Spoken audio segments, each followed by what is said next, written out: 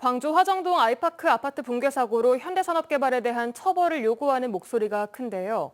내일부터는 중대재해가 발생할 경우 사업주와 경영 책임자도 처벌을 받게 됩니다.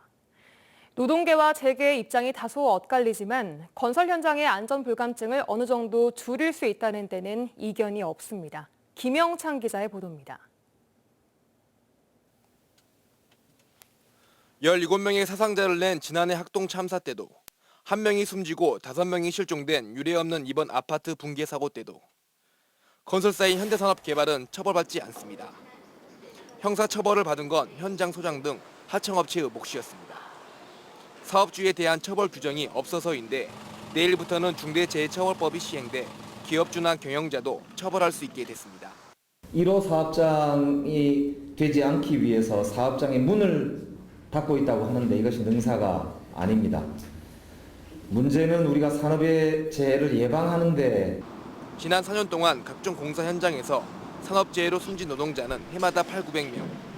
하루에 2명 이상이 산업재해로 목숨을 잃고 있습니다.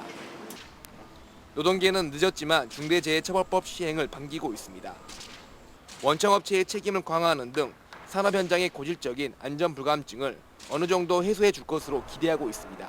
이런 상황들이 많이 발생할 걸로 예상이 되기 때문에 이것은 무조건 더 강화돼야 될 이런 법이라고 이제 여겨집니다.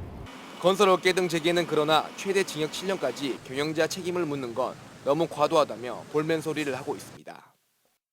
관리를 하면서 지금 사고가 나는 거 아니겠습니까? 네. 이제 우리 업계 입장에서 얘기를 하자면은 근데 이제 또 사실 이 중대재해처벌법이 좀 과한 부분이 있다는 거는 중대재해처벌법 시행으로 건설 현장의 악순환을 끊는 단초는 마련됐지만 더 큰 효과를 내려면 정부의 체계적인 대응과 지원 체계가 있어야 한다고 노동계와 재계는 한 목소리를 냈습니다. 법 시행을 하루 앞둔 오늘도 광주 광산구의 한 건설 현장에서는 노동자가 굴삭기에 깔려 숨졌습니다. MBC 뉴스 김영창입니다.